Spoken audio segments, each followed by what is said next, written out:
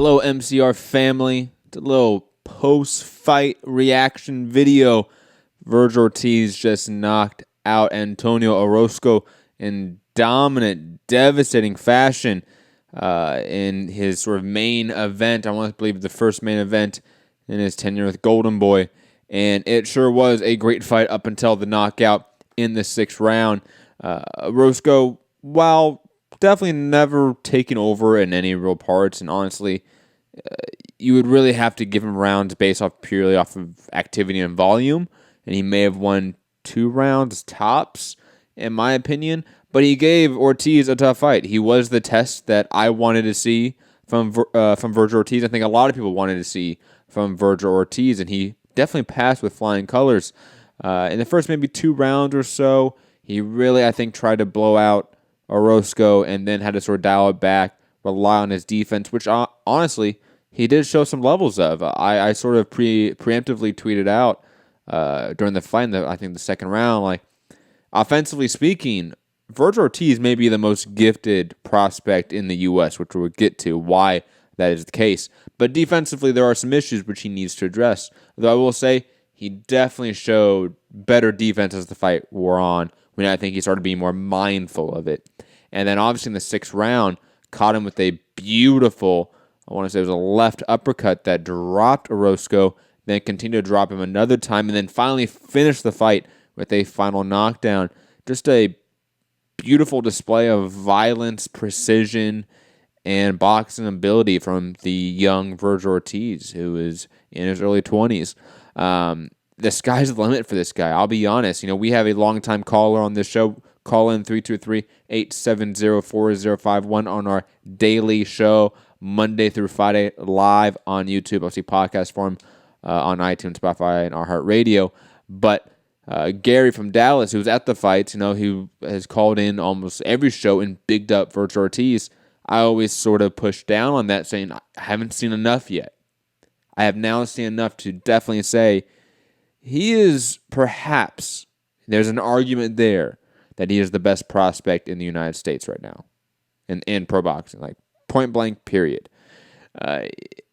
His precision in terms of offensive combinations is reminiscent of guys like Spence and Crawford, just being honest. And on top of that, the amount of power he throws into every shot definitely is reminiscent of, obviously, his sort of contemporary in Earl Spence. But I think there's a flavor to his style that is unique, that is fun, that's throwback in a way. He's definitely a amalgamation of a lot of different styles, and you can see that throughout this fight. And again, the body work, the precision of the body work specifically, because every time he threw that left hook to the body, A, it landed, and B, it landed with power. And against Orozco, who is a guy that gave Jose Ramirez, honestly, his toughest fight to date, even with the Maurice Hooker fight recently for Jose Ramirez, Orozco gave Ramirez his toughest fight. And Ortiz kind of just dealt with him with ease. There was moments where he took parts of rounds off and sort of stayed along the ropes, which I have issues with, but he never did that for consistent periods of time to really lose rounds, in my opinion. And on top of that, it was clear that Orozco was having a very difficult time landing effectively, especially as the fight was sort of going on. Ortiz's defensive sort of acumen shined through towards the later rounds. I'll be honest, I was quite shocked by it. I'm blown away by Ortiz's performance. I still have issues with maybe him being the next star, as maybe some people want to sort of shoehorn him to be, since Golden Boy doesn't have the deepest stable, but he definitely has the talent and the ability to go far in this division. And speaking of going far in this division, what I would want for him next is, I'm pretty sure, I think we can all agree, he has the ability to sort of fight top 15, top 10 competition at this point in time. And in my opinion, coupled with the news, and it's an almost indirect correlation, but I do think it is a correlation, that with this Canelo Golden Boy potential lawsuit that could be happening, Golden Boy might be fast-tracking a lot of their prospects. Look at Ryan Garcia getting an Avery Sparrow fight, and perhaps he's fighting Hector Tenahara next. They're going to fast track some of these guys, Ortiz being one of them. If you're going to fast track him, first off, he most likely would not be fighting on your network, other than maybe fighting the name Kell Brook. If he's still on DAZN, there's really only one name in the DAZN umbrella that I would care to see Ortiz fight, and that is Kell Brook. Former champion, still a borderline top 15 guy. Definitely you can say is a fight to sort of put Ortiz over in a way. Doesn't maybe directly line up to a title shot in any way, but it's a name. And it's a bigger name than anyone I'm going to list going forward. Another name I think that he should fight next is Luis Collazo, who is fighting later this year on ESPN. Obviously, a setup fight to Terrence Crawford if you want to take Vergil Ortiz that route. Fight Collazo in New York, maybe the small theater at MSG, because obviously Collazo's from the area. Fill that out and make it an event in a way for Ortiz. Collazo set up the winner to fight Terrence Crawford on ESPN, to just be honest. Again, Ortiz's path is not really on his own, just being honest at this point in time. And of course, the PBC route would be Sergey Lipinets, which would be, let's be honest, perhaps out of all these fights, the best fight to see. Imagine Ortiz versus Lipinets in the pocket exchanging. I want to see that. Please, I will pay money to see that. Mainline that to me, please. That is an all-action, all-violence affair. And that is obviously a direct line to a Errol Spence, Sean Porter winner. So any of those names, added maybe an Ugas as well, those names are all appealing to me at this point in time. Jose Benavidez, if his DUI is, or was it drag racing? He had some sort of legal issue that was semi-minor, so to speak,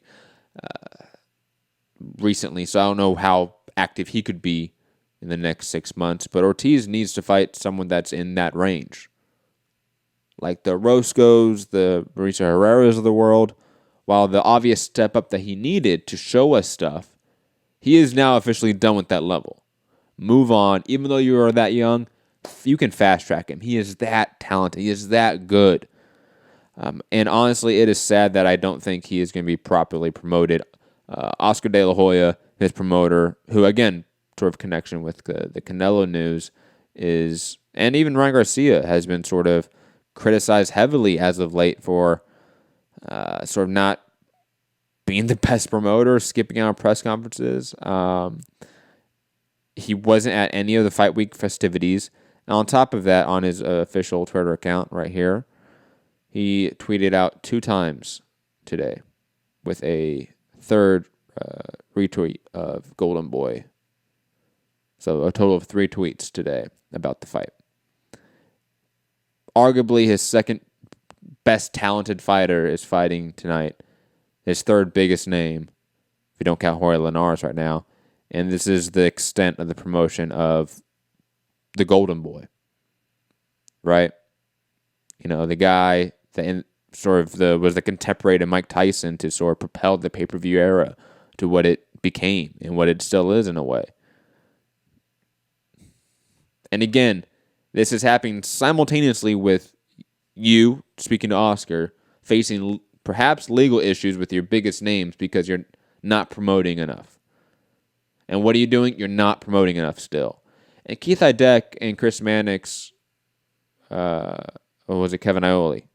Might have been Kevin Iole. If it was Kevin Iole or Keith Idek, I'm sorry if I mixed you up. They were on Chris Mannix's podcast lately, and they were outright basically saying that Oscar's off the wagon. So God knows what's happening there. And to be honest, Vergil Ortiz is such a talent. I hope to God whatever is going on there behind the scenes gets cleared up because he deserves the best possible management at this point in time. He is a supreme talent.